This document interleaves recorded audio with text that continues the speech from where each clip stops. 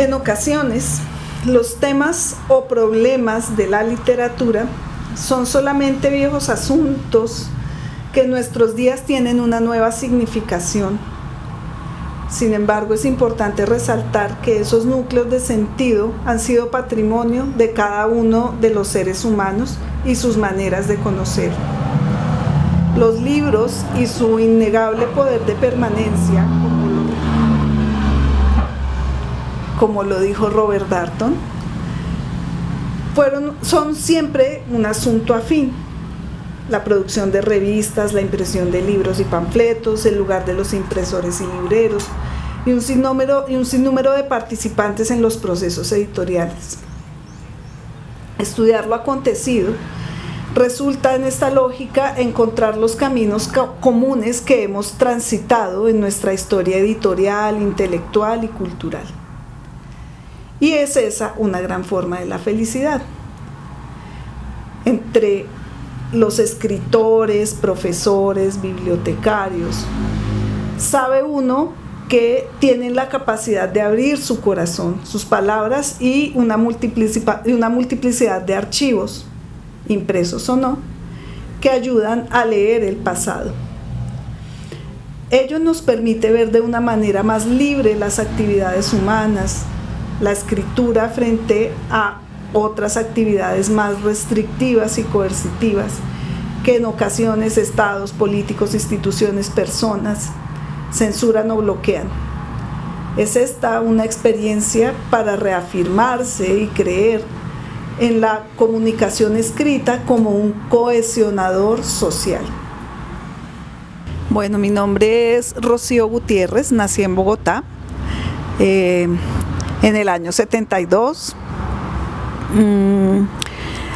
Ha sido, digamos, Colombia, Bogotá, la ciudad han sido lugares relevantes para mí. Aquí me he formado, hice estudios literarios a nivel universitario, después estudié historia, me he desempeñado como docente, he trabajado en edición de libros, en promoción de lectura, en acompañamiento a comunidades en trabajo cultural y desde hace unos años una pasión que pues nunca postergo, que es ser librera.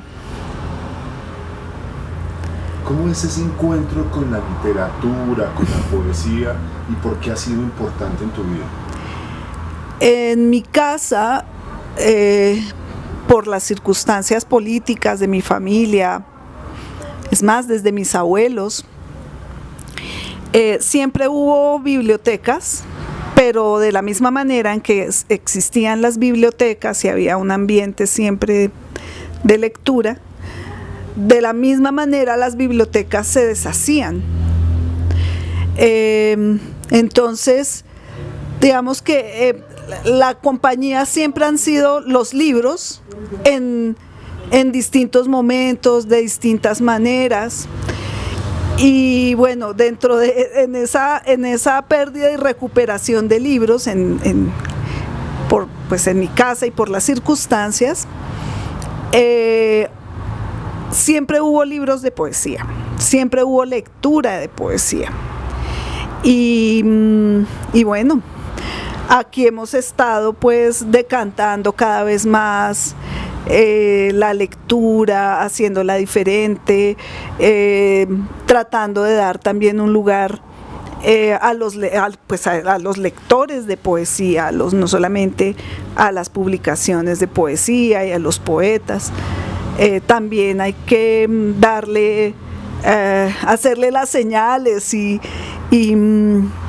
estar muy, digamos, muy contenta de interactuar con gente, con personas que son grandes lectores de poesía. La primera persona que me influenció en términos de mis lecturas y de mi sensibilidad por los libros fue mi hermana. Mi hermana estudió ciencias, estudió una carrera de medicina, entonces las dos, digamos que no seríamos muy afines en nuestros afectos, pero ella es la primera gran lectora que yo conocí en la vida y que además compartía lecturas en voz alta conmigo. Ya después, en los descubrimientos que uno va haciendo como lector, ¿sí? Leer a los escritores mexicanos, leer a Rulfo, leer a Fernando del Paso, fueron obras que a mí me fueron abriendo una sensibilidad interesante a la narrativa y en términos también de la poesía dentro de la narrativa. Debo decir también que yo no me consideraba una gran lectora de poesía, pero que ya, digamos, cuando empecé a entrar como en otra relación con los libros, con la misma lectura, también empiezo a leer más poesía. Y empecé con los poetas colombianos. Para mí resultaba muy gratificante, por ejemplo, leer como poeta, no como narrador, porque no, debo decir que no era de mis afectos ni de mis pasiones. Entonces, leer esos grandes poetas colombianos, a Vidales, Aurelio Arturo, por ejemplo, cuando leí por primera vez a Arturo fue realmente maravilloso, fue uno de los grandes descubrimientos que hice por mí misma, porque pese a que estudiaba literatura, ¿sí? En nuestro programa casi no se leían poetas, o se leían más, se leía mucho más la narración, así fuera el autor poeta. Entonces, empezar a descubrir a esos grandes autores de poesía de la literatura colombiana fue realmente maravilloso, sorprendente y en muchos sentidos me abrió un camino y una sensibilidad para leer o para releer otras cosas de nuevo. Y eso me dio otra faceta de lectura que para mí, que en los últimos años ha sido muy importante, y es leer, por ejemplo, filósofos y teóricos. Y uno dice, bueno, raro, o no tan raro, ¿no? Ir de la literatura a la teoría más dura, pero sin esa literatura creo que yo no tendría también como la agudeza, y lo digo pues más en términos de los instrumentos o de lo que uno necesita para leer ese tipo de obras. Porque uno va descubriendo asuntos que se relacionan, ¿sí? Si yo leo a una filósofa como Hannah Arendt, no estoy leyendo solamente a la mujer que leía en griego, que fue la discípula de Heidegger, que leyó a Hegel, que conocía el marxismo a profundidad. Yo también estoy leyendo a esa estudiosa que comparte una época y unas sensibilidades con otros autores, otros filósofos de ese momento tan complejo de Alemania, y que también toca la literatura, los ensayos que ella tiene sobre Kafka, Walter Benjamin, Brecht. Hay que leerlos, es decir, los lectores de literatura y además los lectores que están interesados en esos autores seguramente van a pasar o pasan o tienen el interés de conocer reflexiones como las que ella hace sobre esos autores.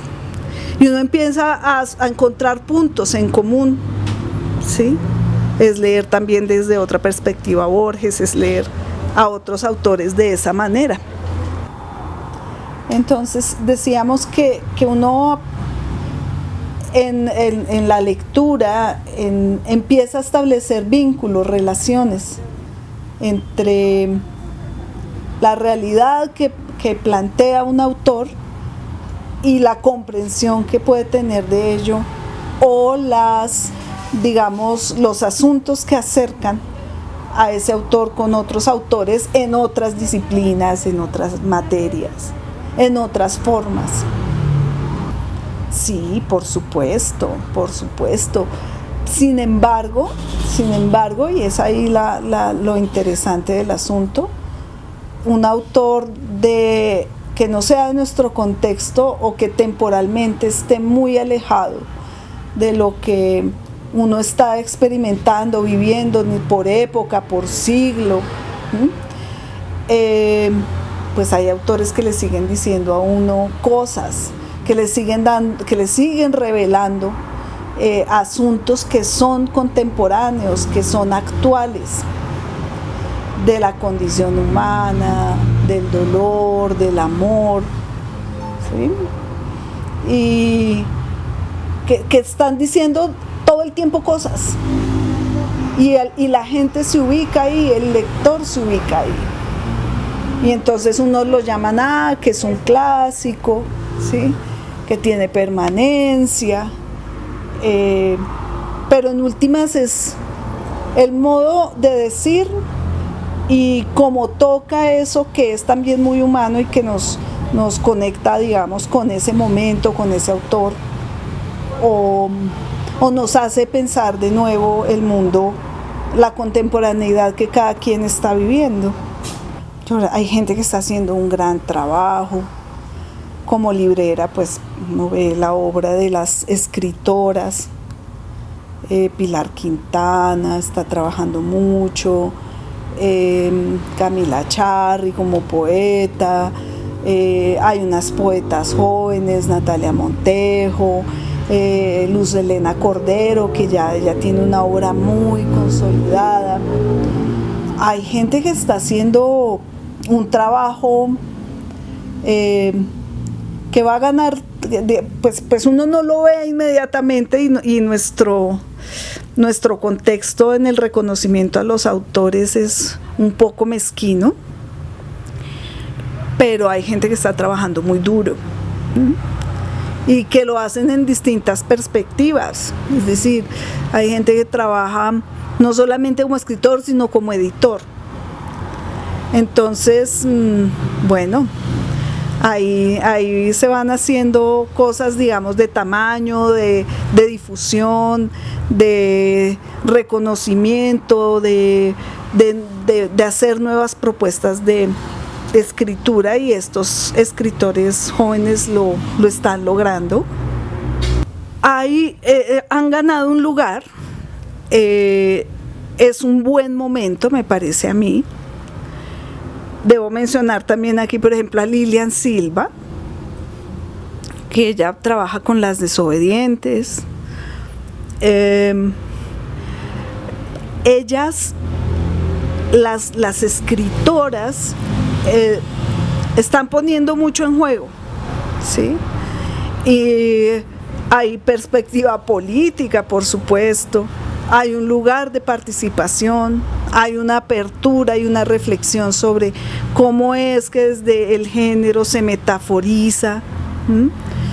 ¿Qué decimos desde nuestra perspectiva en un contexto tan violento, en una época oscura? Porque yo creo que estamos atravesando una época muy oscura de la humanidad.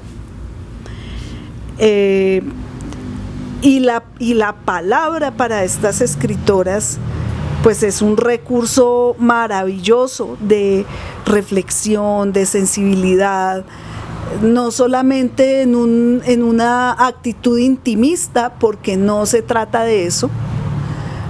Más allá de ello, existe también unos temas de huellas, de memoria, de reflexión sobre los asuntos que marcan la vida de las personas y pues en particular de las mujeres, ¿no? Que nos pasan cosas pues muy similares en términos sociales, en los vínculos, en la visión que se tiene, en los procesos de educación, en el mundo familiar. Entonces la palabra se está volviendo un lugar de creación, de reflexión, en perspectiva política, en decir, ¿sí? Y también en ver al otro y a la otra que está ahí, ¿no? Presente. ese movimiento me parece muy necesario y creo que está en un muy buen momento. Bueno, presentación y homenaje de Natalia Montejo Vélez y Luz Helena Cordero Villamizar. Atravesamos tiempos de oscuridad. En los ensayos de Hannah Arendt, Hombres en tiempos de oscuridad, publicado en 1955, la filósofa judeo-alemana desarrolla una reflexión acerca de las formas de pensar que surgieron en momentos de la historia reciente, en que personajes de la filosofía y la literatura presenciaron el desastre moral y político de mediados del siglo XX. Algunos de ellos murieron sin tener opción de lo que se llamaría un futuro iluminado. Karl Jasper, Juan XXIII, Isaac Dinesen, Walter Brecht vieron la cara del mal. En común con lo planteado por Arendt y en particular con los tiempos que atravesamos, presenciamos el resurgimiento de un totalitarismo adaptado a nuevas tendencias, reforzado por los medios de comunicación y manifiesto en símbolos e imágenes replicados en la vida cotidiana. Aparecen discursos y se legitima en lo público, en la violencia, acabando justamente con toda luz. Su exceso oscurece el sentido que surge cuando se permite la crítica y la comprensión. Hay un retorno, un giro en el planeta a los... Ojalá no se llegue a un totalitarismo, pero sí están galopando el fascismo, ¿no? Ya la ideología fascista, los gobiernos nazis en el mundo. En América Latina vuelven a resurgir los caudillismos, ¿sí? Caudillismos además permeados, atravesados por las ideologías nazis, fascistas. Vuelve a resurgir hasta el discurso franquista, salazarista. Pues es aterrador. Uno espera que nuestra historia, a nuestra historia reciente creo que le falta reflexión sobre el siglo XIX, que fue el periodo de las independencias. No es solamente hablar de Bolívar o hablar de las personas, de los sujetos que hicieron esas revoluciones, ¿sí? Es mirar cómo históricamente se han leído esos procesos de emancipatorios, de libertad, los lugares de esos personajes, los lugares que no se le han dado todavía los sin voz, en muchas lógicas, que hasta ahora están resurgiendo, por lo menos en la reflexión historiográfica, que lleva unos años, pero que todavía hay mucho por analizar, por estudiar. Y creo que son tiempos oscuros. Si en el mundo son tiempos oscuros, nosotros tenemos un respiro aquí en Colombia, en América Latina, hemos tenido unos gobiernos, digamos, que han procurado no continuar los procesos de guerra, de violencia, tratar de construir unos vínculos como continente, trabajar de manera articulada en términos culturales, en términos económicos, pero es un proceso difícil, pero este sigue siendo un continente de esperanza, de sabemos hacer cosas, podemos hacer cosas a nuestra manera, emotivos, desordenados, pero hay lugares para el cuidado de la vida, hay lugares en medio también de esa violencia y de toda esa sangre que se ha derramado que se derramó en el siglo XX y que todavía pues estamos en esos procesos. Hay algo más, ¿no? Hay algo más entre la gente, hay unos espacios de reconocimiento, de solidaridad, que la gente misma tiene que recuperar, me parece a mí. La gente tiene que pelear esos lugares del cuidado del otro, del cuidado del ambiente, del amor por la tierra. La gente tiene que seguir peleando esos lugares porque estamos muy minados. Bueno, el primer lugar será la reflexión, el pensamiento. La palabra tiene que tener el lugar y darnos la posibilidad de reflexionar. De ahí en adelante,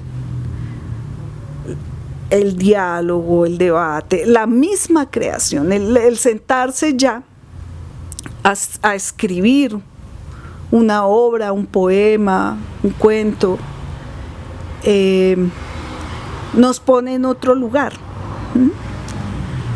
Que la gente lea es también un acto liberador y además de rebeldía.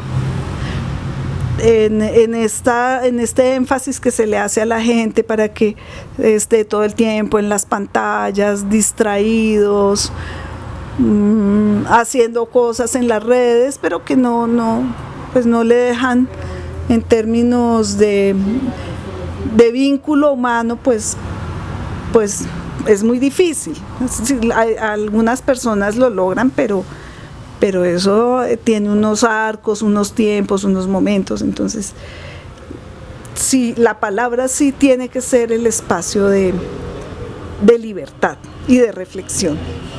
Pues mira, yo muy jovencita me gustaba caminar la ciudad, y en esas pérdidas y reconstrucciones de la biblioteca yo buscaba los libros que ya no estaban en la biblioteca de mi casa, de mi familia, o los libros que me gustaban, de los que había oído hablar, que algunos amigos lectores me recomendaban.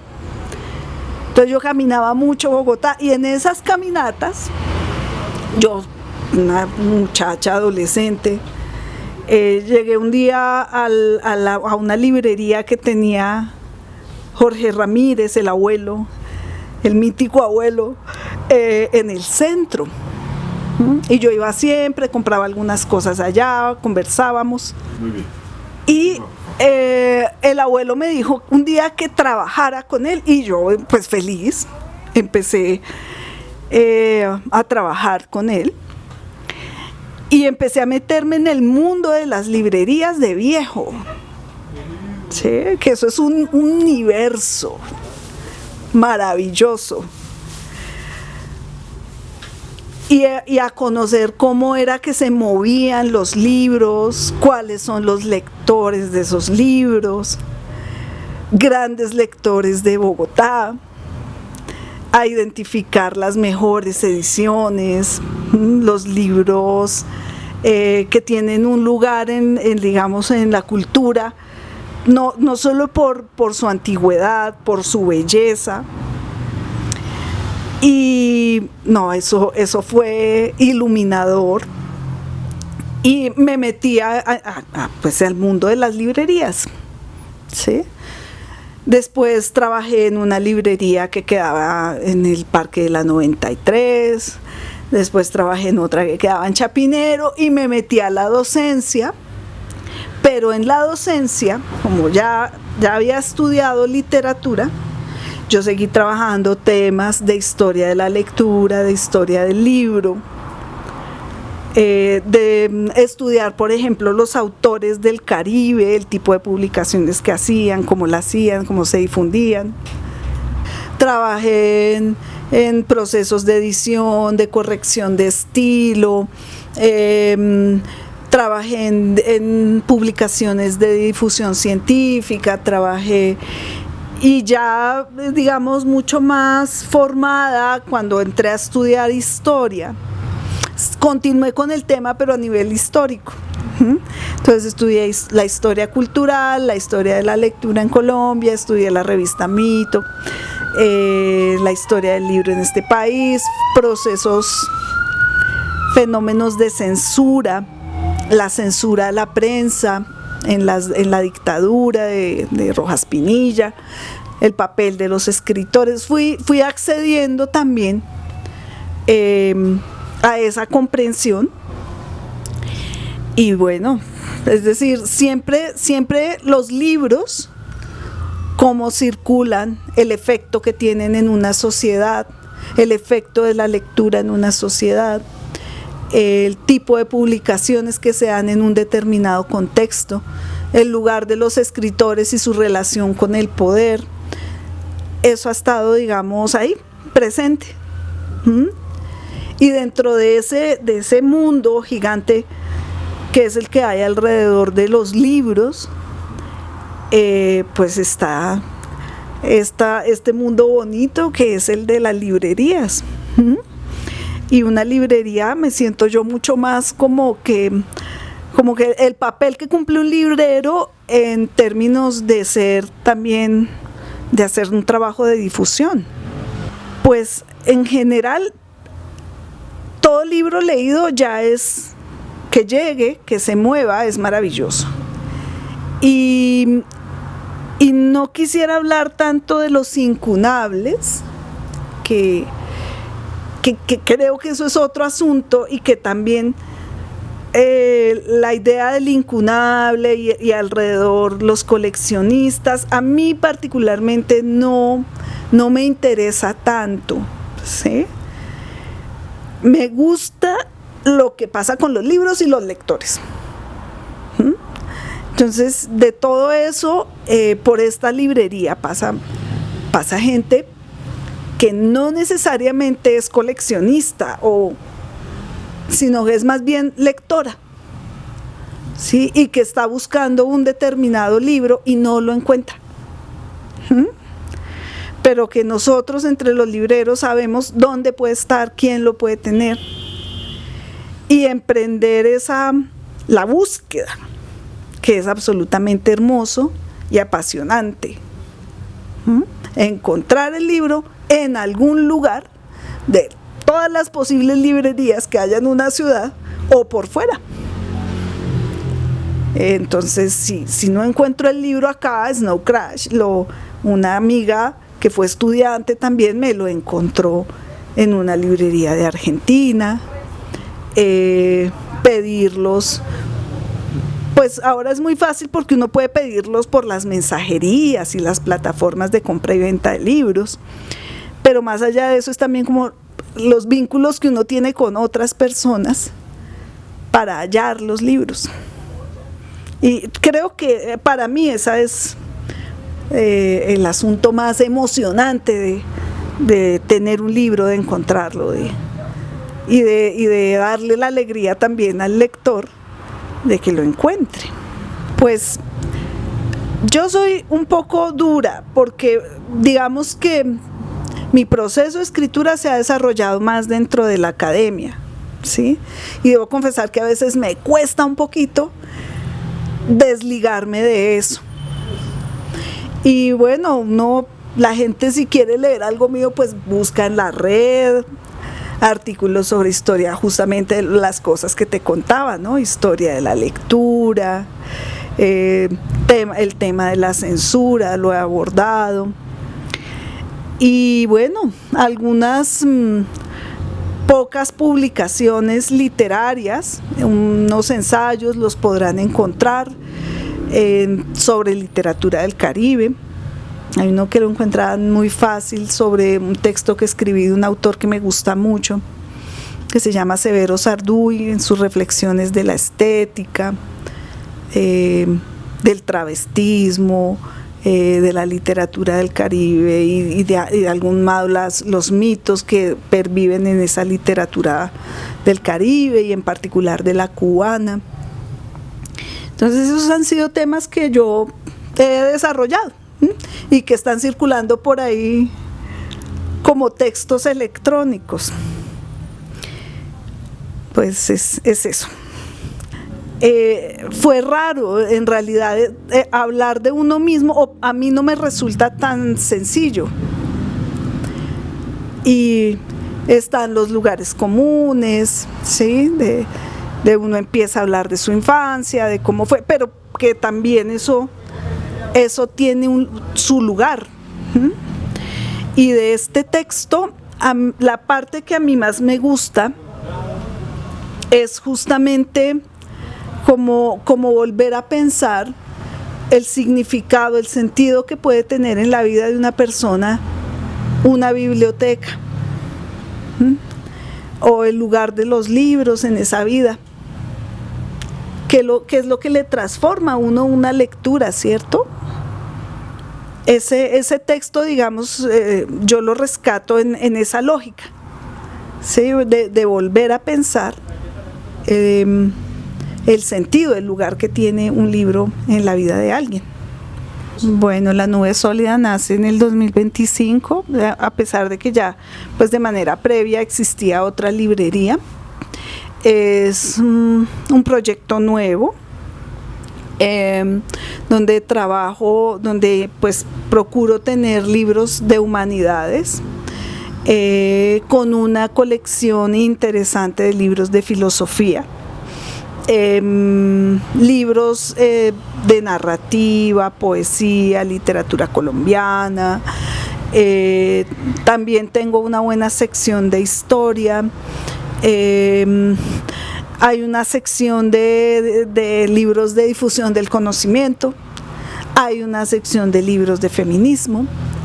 A su vez la librería tiene unas clasificaciones pues para darle un lugar y que el lector no se pierda, no se meta al laberinto pues de no encontrar el libro o lo que está buscando. Entonces ayudarles con el tema de la clasificación, ¿no? Entonces estoy dando un lugar a las escritoras europeas, dando un lugar a las escritoras colombianas, dándole una sección aparte a los libros de arte, arquitectura.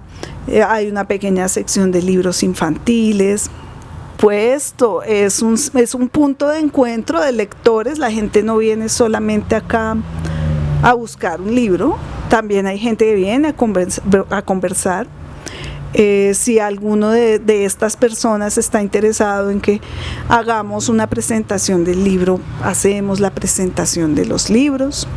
Es pequeñita, no cabe mucha gente, pero tenemos pues una red que es grande, que es importante, de gente que ve las transmisiones y los trabajos que se hacen de manera virtual y que interactúa por esa vía.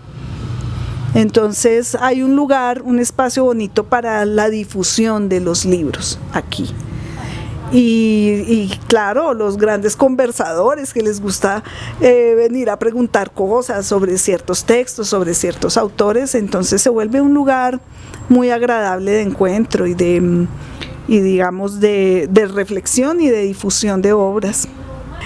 Bueno, y continuar acá en la librería trabajando, mirar cómo hay unas propuestas también de difusión, pero que pues hay que trabajar primero y desarrollarlas. Unos grupos de amigas quieren organizar también actividades de lectura, de discusión y de escritura aquí en la librería.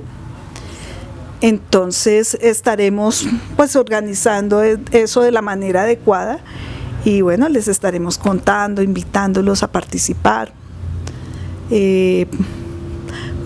Porque yo sí siento que esa es una opción para que la gente tenga un lugar para la crítica, para la discusión, para la creación.